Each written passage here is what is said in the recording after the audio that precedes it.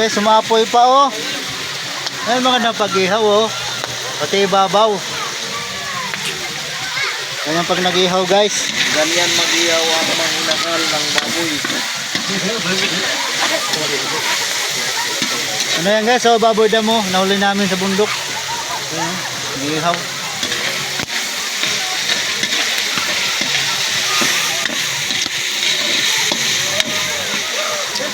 Sarap yan no. Sarap kinaman yung black label pa. Alright po. Yan guys. Yan tayo. Raming pulutan to guys. Uy.